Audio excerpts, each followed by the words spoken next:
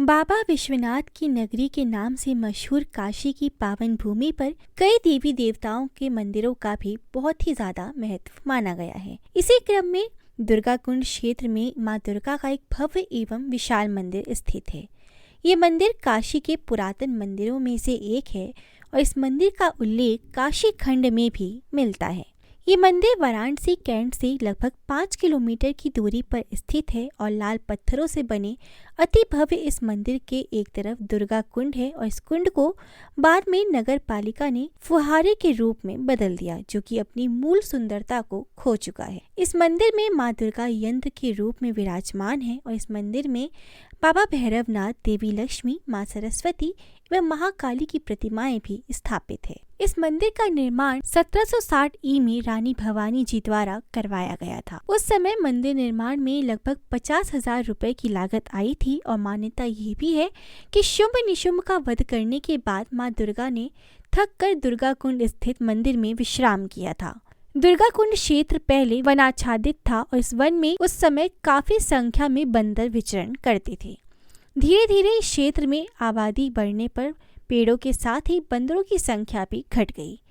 इस मंदिर में देवी का तेज इतना ज्यादा भीषण है कि मां के सामने खड़े होकर दर्शन करने से ही कई जन्मों के पाप जलकर भस्म हो जाते हैं। इस मंदिर स्थल पर माता भगवती के प्रकट होने का संबंध अयोध्या के राजकुमार सुदर्शन की कथा से भी जुड़ा हुआ है। राजकुमार सुदर्शन की शिक्षा दीक्षा प्रयागराज में भारद्वाज ऋषि के आश्रम में हो रही थी और शिक्षा पूरी होने के बाद राजकुमार सुदर्शन का विवाह काशी नरेश राजा सुबाहु की पुत्री से हुआ। इस विवाह के पीछे एक रोचक कथा भी जुड़ी हुई है कि काशी के नरेश राजा सुबाहु ने अपनी पुत्री के विवाह योग्य होने पर उसके स्वयंवर की घोषणा करवाई। स्वयंवर दिवस की पूर्व संध्या पर राजकुमारी को स्वप्न में राजकुमार सुदर्शन के संग उनका विवाह होता दिखा। राजकुमारी ने अपने पिता काशी नरेश सुबाहु को अपने स्वप्न की बात बताई और काशी नरेश ने इस बारे में जब स्वयंवर में आए राजा महाराजाओं को बताया तो सभी ने इसे अपना अपमान समझ राजा सुदर्शन के खिलाफ हो गए। वह सभी ने उसे सामूहिक रूप से युद्ध की चुनौती दे डाली। राजकुमार सुदर्शन ने उनकी चुनौती को स्वीकार कर मां भगवती से युद्ध में विजयी होने का आशीर्वाद मांगा। राजकुमार सुदर्शन ने जिस स्थल पर आदि शक्ति की आराधना की, वहां देवी मां प्रकट हुई और सुदर्शन को विजय का वरदान देकर स्वयं उनकी प्राण की रक्षा की। कहा जाता है कि जब राजा महाराजाओं ने सुदर्शन को युद्ध के लिए ललकारा तो मां आदि शक्ति ने युद्ध भूमि में प्रकट होकर सभी विरोधियों का वध कर डाला। इस युद्ध में इतना रक्तपात हुआ कि वहां रक्त का कुंड बन गया, जो कि वर्तमान में दुर्गा कुंड के नाम से प्रसिद्ध है। लोगों का तो ये भी मानना है कि इस कुंड में पानी पाताल से आता है और तभी तो ये कभी भी सूखता नहीं है।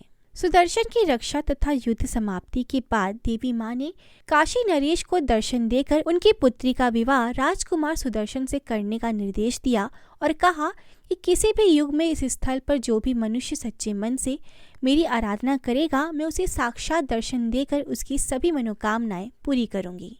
कहा जाता है कि उस स्वप्न के बाद राजा सुबाहु ने मां भगवती का मंदिर बनवाया, जो कई बार के जीर्णोद्धार के साथ आज वर्तमान स्वरूप में श्रद्धालुओं की आस्था का प्रमुख केंद्र बना हुआ है।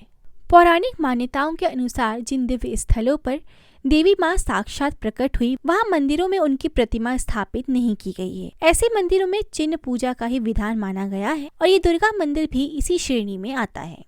यहाँ प्रतिमा के स्थान पर देवी मां के मुखौटे और चरण पादुकाओं का पूजन किया जाता है। साथ ही यहाँ यांत्रिक पूजा भी की जाती है। यही नहीं बल्कि काशी के दुर्गा मंदिर का स्थापत्य बीसा यंत्र पर भी आधारित है।